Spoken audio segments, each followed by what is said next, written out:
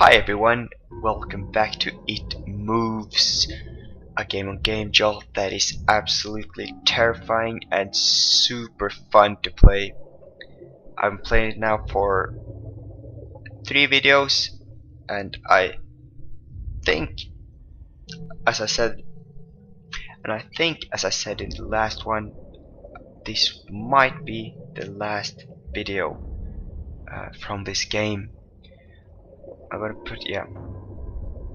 put a link to the other gaming videos from this scene that I've played, and also a link to the game for itself so you can download it. It's free on Game Jolt. So let's just get to it. Chapter 6, The Abyss.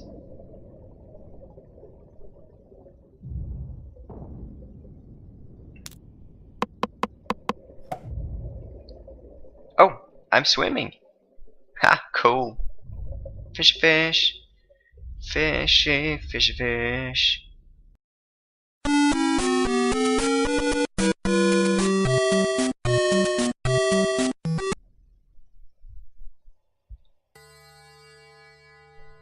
Fishy, fish. Fishy. Ah, so cool.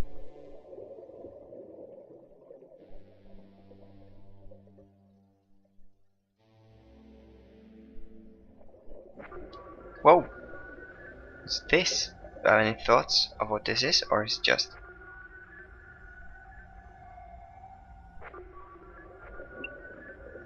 Cool, what is it?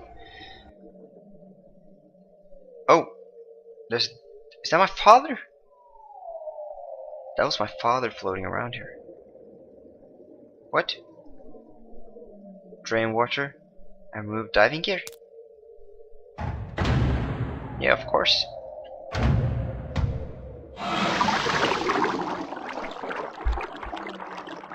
Sound like somebody flushed the toilet.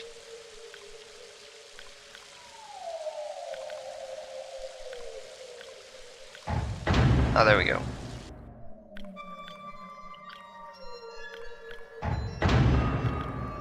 Is that my father? Hey Dad, wait up! Wait up, Dad!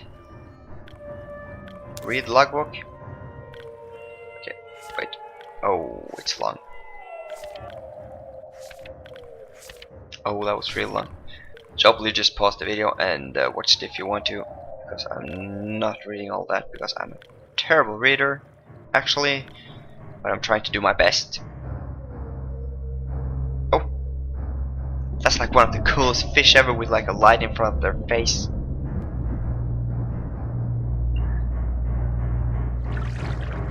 What the? It's gonna eat me. No, don't eat me. It's like the Sand Monster of Star Wars. Oh. Can't do anything. Oh.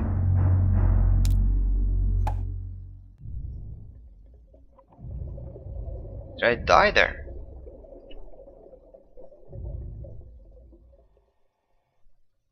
Okay, I didn't think I could die in this game actually.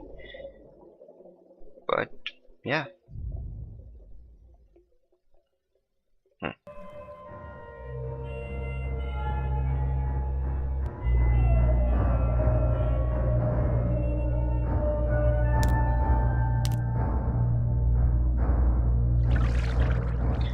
So I can't go to any sides.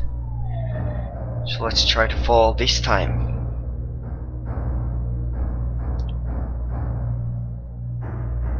I'm probably just gonna die again, but...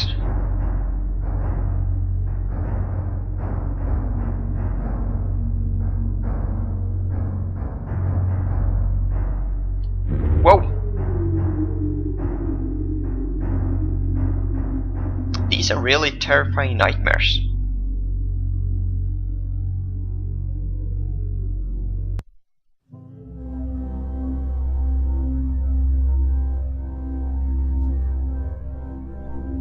What if it was asleep?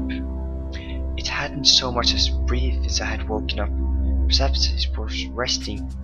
Believe that it had finally got me.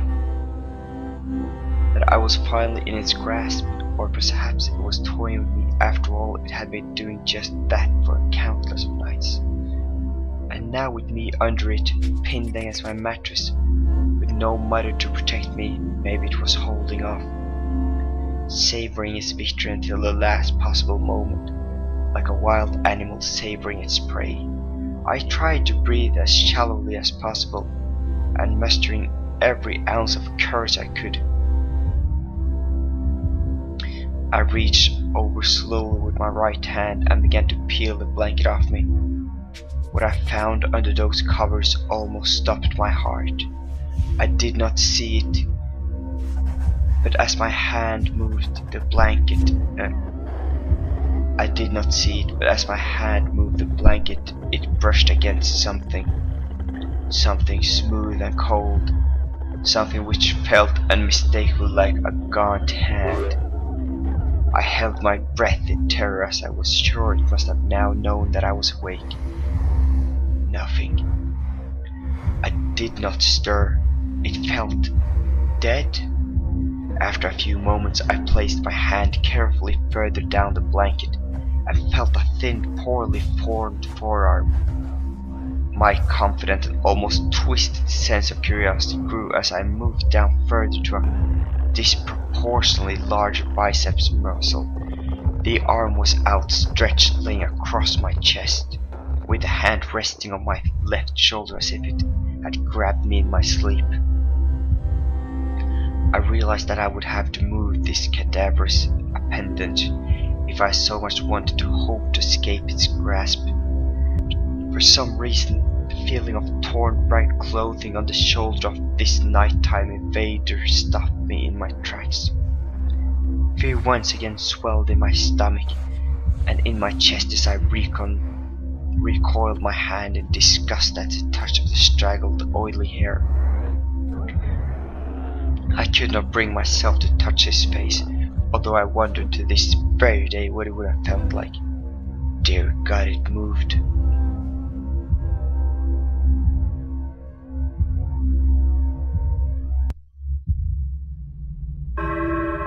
Chapter 7, Hostia.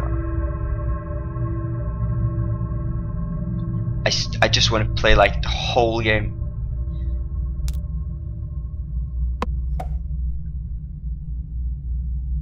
Oh.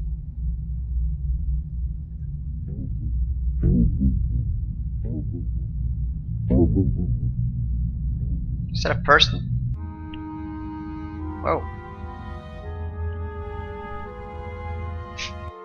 I can walk in your mouth. Is that eyeballs or is it semen?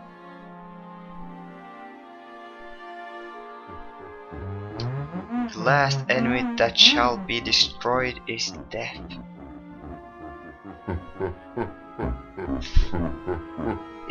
They are so creepy and so messed up, and this game is so fantastically good.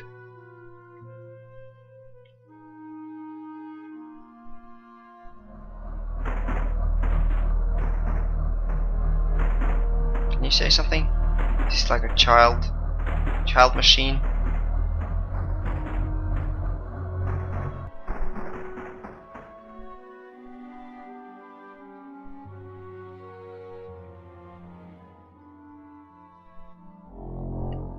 And having once chosen, never to seek to return to the crossroads of that decision.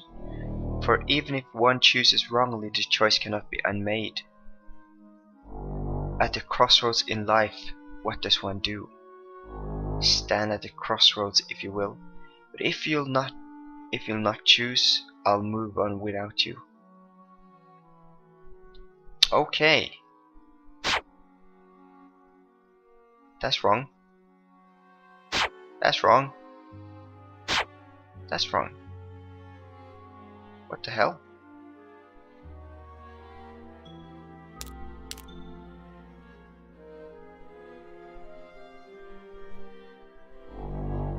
What does one do? Stand in crossroad if you will, but if you'll not choose, I'll move on without you. And having once chosen, never to seek to return to the crossroad of that decision. For even if one chooses wrongly, the choice cannot be unmade.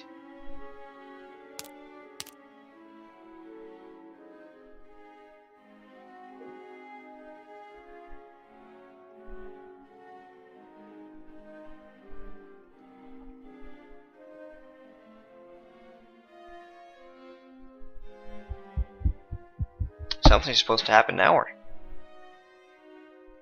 maybe I'm just supposed to go. I don't know. Oh!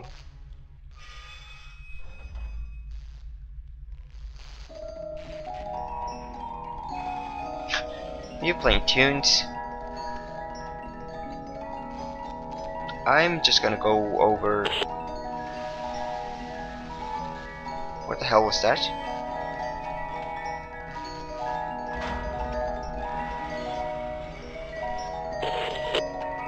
What the hell was that?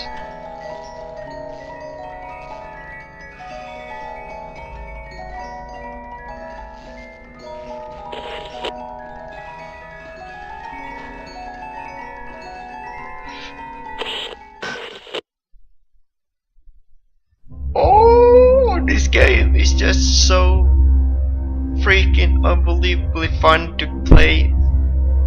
It moved. It was subtle, but its grip on my shoulder and across my body strengthened. No tears came, but God, how I wanted to cry. As its hand and arm slowly coiled around me, my left leg brushed against along the cool wall which the bed lay against. Of all that happened to me in that room, this was the strangest. Oh. Hello, you. I realized that this clutching, rancid thing, which drew great delight from violating a young boy's bed, was not entirely on top of me. It was sticking out from the wall, like a spider striking from its lair. Suddenly its grip moved from a slow tighten to a sudden squeeze. It pulled and clawed at my clothes, as if frightened that the opportunity would soon pass. I fought against it, but its emaciated arm was too strong for me. Its head rose up, writhing and contouring under the blanket. I now realized where it was taking me, into the wall. I fought for my dear life. I cried and suddenly my voice returned to me, yelling and screaming, but no one came. Then I realized why I was so eager to suddenly strike, why the thing had to have me now. Through my window, that window which seemed to represent so much malice from outside, streaked hope, the first rays of sunshine. I struggled further, knowing that if I could just hold on, it would soon be gone. As I fought for my life, the unearthly parasite shifted, slowly pulling itself up my chest, its head now poking out from under the blanket, breathing, coughing, rasping. I do not remember its features, but I simply remember its breathing against my face, foul and cold as ice. As the sun broke over the horizon, the dark place, that suffocated room of contempt, was washed, bathed in sunlight. I passed out as its scrawny fingers encircled my neck, squeezing the very life out of me.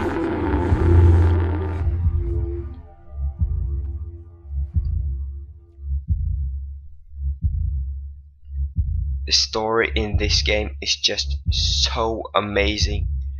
I awoke to my father offering to make me some breakfast. A wonderful sight indeed. I had survived the most horrible experience of my life until then, and now. I moved the bed away from the wall, leaving behind the furniture I had believed would stop that thing from taking a bed. Little did I think that it would try to take mine and me. Weeks passed without incident, not yet on one cold, frostbitten night, I woke to the sound of the furniture where the bunk beds used to be, vibrating violently.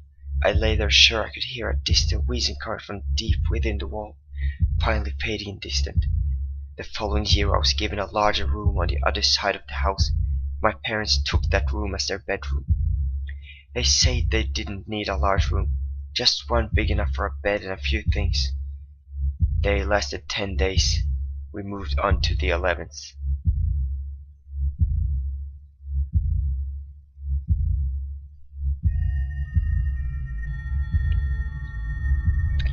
Wow, this game was so good.